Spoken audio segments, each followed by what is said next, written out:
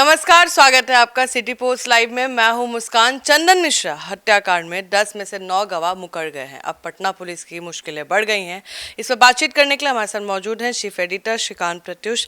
Sir, 10 में से 9 लोग तो अब बदल चुके हैं, और तो पटना पुलिस अब क्या करेगी? पटना के पारस हॉस्पिटल में शूट आउट हुआ था और इसने पूरे बिहार को हिलाकर रख दिया था। तो चंदन मिश्रा हत्याकांड में पुलिस ने 100 पन्नों की केस डायरी तैयार की है और करीब 100 पेज की चार्जशीट कोर्ट में पेश कर दी है। पुलिस ने इस हत्याकांड में 10 लोगों को गवाह बनाया है, जिनमें 2 आई विटनेस हैं जो हत्या के समय वहाँ मौजूद थे। हालांकि 10 में से 9 गवाह मुकर गए हैं, या ये कहिए कि शेरू के डर से कोर्ट में गवाही नहीं दे रहे हैं। तो पुलिस की मुश्किल तो बढ़ी हुई है। सर, पारस अस्पताल में 4 महीने में पहले हुई वारदात में कब, क्या, कैसे हुआ, क्यों रची गई साजिश? हाँ ठीक है, 4 महीने तो हो ही गए हैं इस शूट आउट के, और चंदन अपना इलाज कराने के लिए अस्पताल में भर्ती हुआ था। पुलिस की जांच में सामने आया है कि चंदन का दबदबा शेरू सिंह से ज़्यादा बढ़ता जा रहा था। चंदन जब इलाके में होता था तब शेरू के लोग क्षेत्र से भाग जाते थे। शेरू को टेंशन होने लगी थी और कहीं उसका वर्चस्व का खत्म न हो जाए। इसके बाद शेरू ने हत्या की प्लानिंग बनाई और लोकल शूटर्स को मर्डर के लिए हायर किया। सर, हत्या की जेल से साजिश हुई थी। चंदन की करीबी ने किसी ने मदद की थी? देखिए, शेरू ने मर्डर की पूरी प्लानिंग जेल में ही रची थी और हत्याकांड में शामिल निशु शेरू का करीबी है। उसने मर्डर की प्लानिंग निशु को बताई, जिसके बाद निशु ने अपने मेरे भाई तौसीफ उर्फ बादशाह की बात शेरू से कराई थी। घटना को लीड तौसीफ ही कर रहा था। निशु और बादशाह से शेरू लगातार मोबाइल से बात कर रहा था। हत्या से एक दिन पहले 16 जुलाई को भी बात हुई थी। वारदात के पहले सभी शूटर्स निशु के समनपुरा स्थित घर गए थे, वहीं रुके थे और वहीं से योजना बनी थी। सर, अस्पताल में कैसे घुसे अपराधी, वो भी हथियार के साथ? देखिए, 25 लाख की सुपारी में 5 अपराधियों ने वारदात को अंजाम दिया था।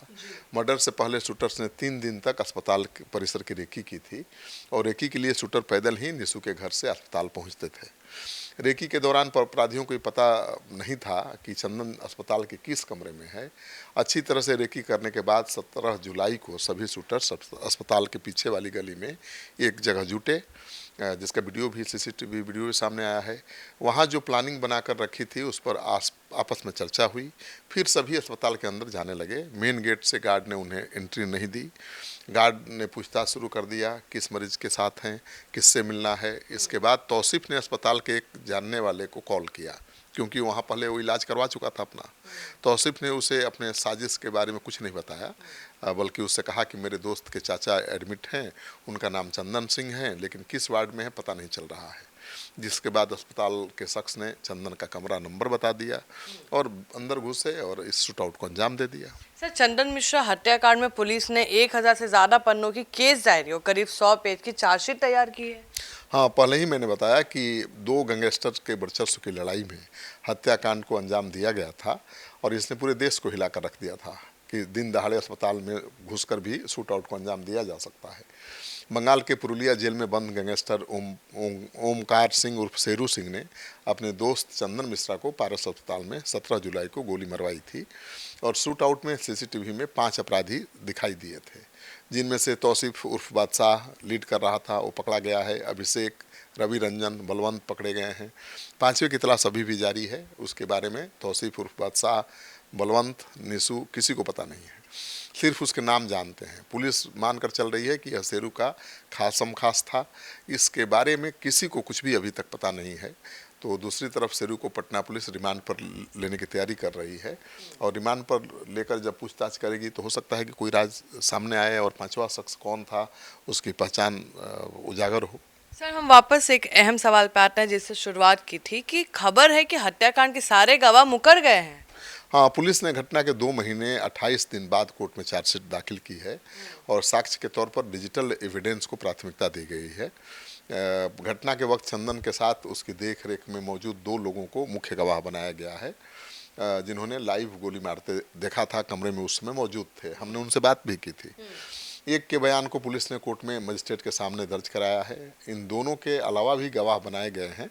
पुलिस ने इस हत्याकांड में 10 लोगों को गवाह बनाया है, जिनमें से 2 आई विटनेस हैं। हालांकि 10 में से 9 गवाह मुकर गए हैं, या कहें कि शेरू के डर से कोर्ट में गवाही देने को तैयार नहीं है, तो मुश्किल तो बढ़ गई है। सर, पटना पुलिस का उनका क्या कहना है? पटना एसएसपी कार्तिक शर्मा ने कहा कि शेरू की संदिग्धता सामने आई है, शेरू सिंह को रिमांड पर लेकर पूछताछ होगी। जिस नंबर से शेरू ने बातचीत की थी उसे भी एविडेंस के तौर पर लाया गया है और इस मामले में डिजिटल एविडेंस काफ़ी हैं। पूरे मामले का स्पीडी ट्रायल कराया जाएगा, लेकिन फिर भी सवाल यही है कि जब 10 में से 9 गवाह मुकर गए हैं तो कैसे उसको सज़ा होगी और क्या सज़ा होगी, ये सबसे बड़ा सवाल है। क्योंकि इस कांड ने तो पूरे बिहार को दहला कर रख दिया था और नीतीश के सरकार के सुशासन पर बड़ा धब्बा था।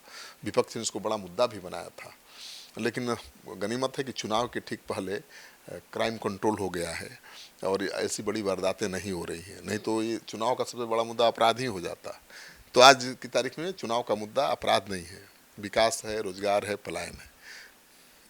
तो आप सुन रहे थे पूरे डिबेट को। अब देखना होगा कि पुलिस की जो मुश्किलें हैं वो कितनी बढ़ती हैं।